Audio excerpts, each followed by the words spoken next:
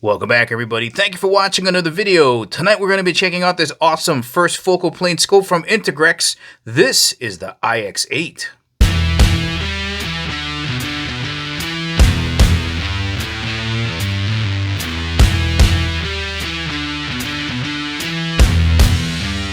And of course, before getting started, just want to thank the good folks out at Integrix for sending me the scope to review. Let's get started.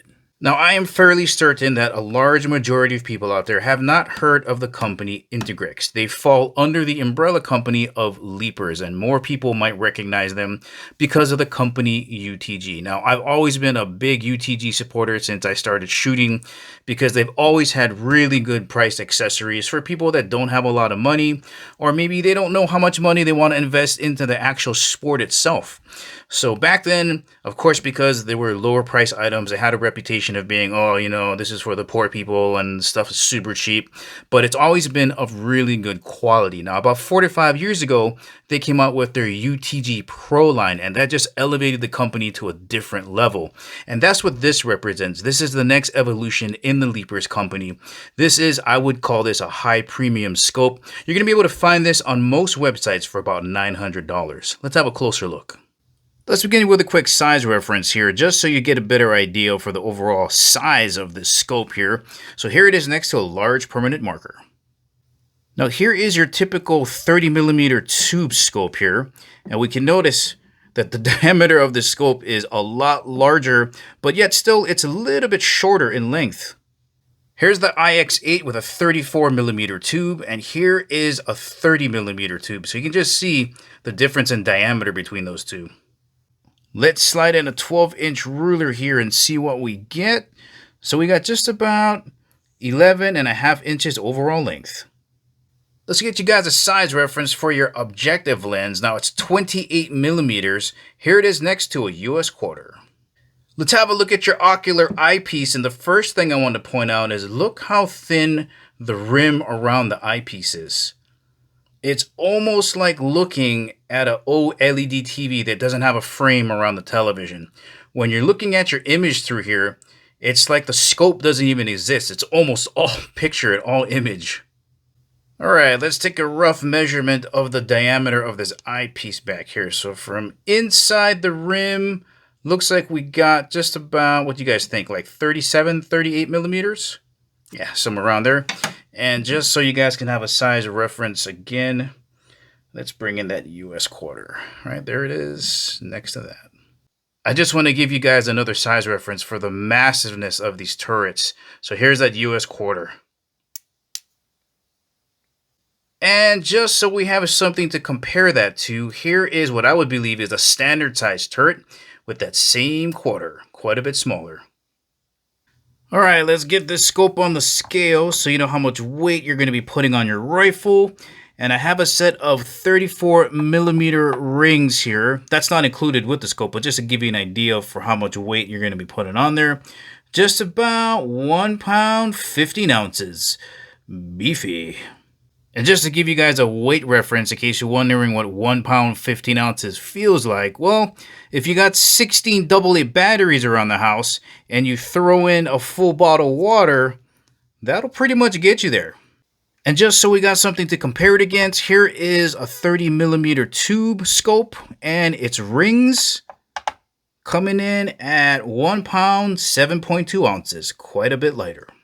And that's essentially going to be a trade-off between going with a 30mm tube like this, that's going to be lighter weight, versus a 34mm tube like on the Ix8 that's going to enable you to handle recoil all the way up to 338 Lapua. Here's a quick look at everything you're going to get in the box. Of course, the scope itself, a set of really nice flip-up lens covers. I've already installed the CR2032 battery there. Lens cloth user manual. And you got some hardware here. These wrenches are going to help you zero your turrets. And an extension for your throw lever, as well as a pretty sweet decal. Now guys, I get it, $900 is a lot to spend on a scope, and I've always wondered what the quality difference in image was between, let's say, a $200 to $300 scope, which is still a lot of money, and a scope that costs around $1,000 like this one. And unfortunately for our pocketbooks, the difference is absolutely staggering. The image quality is astoundingly different. It's like going from 480p DVD to high definition 4K, maybe even 8K. It's like putting on a new pair of glasses. That's how different the image quality is between something like a $200 to $300 scope and something like this. Now, if you've never looked through one of these before, and you just have a regular $200 to $300 scope, maybe even a $100 scope, you would never have anything to compare it to. But once you look through one of these, it's almost no going back. As mentioned in the introduction, the Ix8 is a first focal plane scope, meaning that when you change your magnification, the reticle and the target are going to change size at the same time, scaling to whatever magnification you are using. And that's great news for us because we no longer have to guess how much more or less to make our holdovers, because it's going to be the same at 1x as it is at 8x. And that's a primary reason why competition shooters love to use first focal plane scopes. They're engaging targets at different distances, 50 yards, 100 yards, 300 yards, sometimes beyond that, and they can't be guessing where to put that reticle. So this helps them be a lot faster without all the guesswork.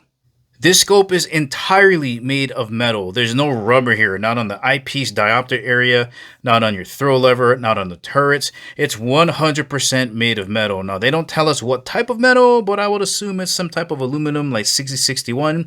Your waterproof rating is IPX7, meaning that this scope can stay submerged in about a meter of water for about a half an hour.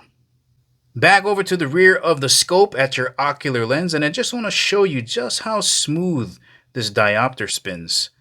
And you got nice knurling on her to give you a nice grip. Look how smooth that is. This is really going to help you dial in your focus. Gonna tip this ocular lens a little bit more towards my light so you guys can see that beautiful bluish purple coating. We got fully multi-coated lenses here on the ocular and the objective lens. And guys, without coatings, the most expensive lenses are worthless. The job of the coatings is to really cut down on the glare and let as much light through the objective lens as possible so you have a nice, clear, crisp picture. Alright guys, we gotta talk about the glass that's being used in this scope because it has a great pedigree. We have two different companies from two different countries. We got Schott Advanced Optics from Germany and the Ohata Corporation from Japan. Now, Schott Advanced Optics has been around since the 1800s, and AutoShot is credited with inventing borosilicate glass, which is pretty much the standard on everything from lenses all the way to windows.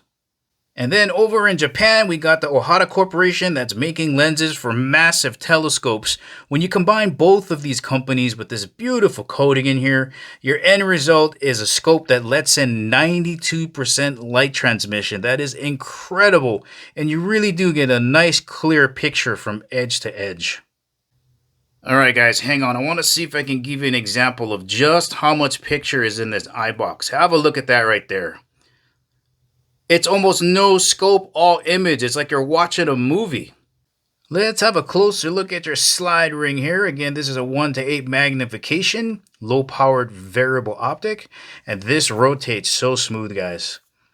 There's enough resistance here to make sure that you don't knock it out of magnification when you're shooting. And there's a closer look at your throw lever, and here's a closer look at the extension, which is also made out of metal.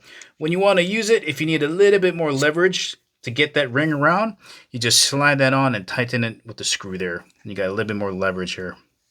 Coming down on the tube area, as mentioned before, it's 34 millimeters nitrogen purge, so you don't have to worry about this fogging up internally and collecting mold.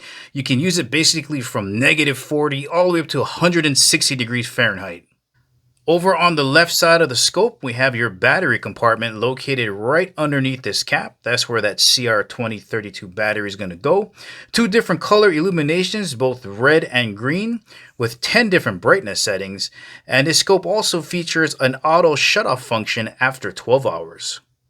Let's have a look at your elevation turret. Beautiful knurling up here. You're going to be able to feel that through your gloves if you're wearing them. To get what you need, you're going to pull up, dial it in. Nice firm clicks. That's not mushy at all. When you got what you need, you push it down to lock it in. Same thing for your windage. When you want to do your adjustments, you just pull up, dial it in, lock it down. Just in case you missed it on the top of the turret, one click equals half MOA. Alright guys, time to get outside and look down the pipe here at this beautiful A1 MOA etched reticle. Gonna roll in a picture of it right here so you can have a look. Let's get outside.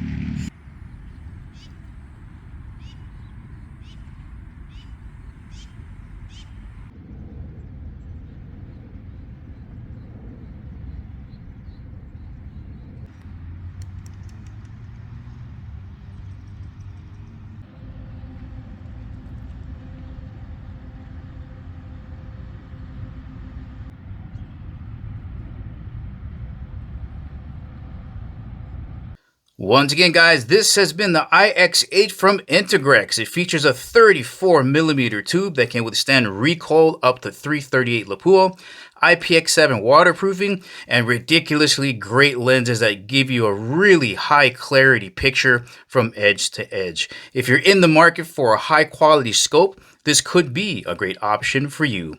Well, alright guys, this is the ending of the video. I hope you found it useful. Thank you for watching, and I'll catch you in the next video.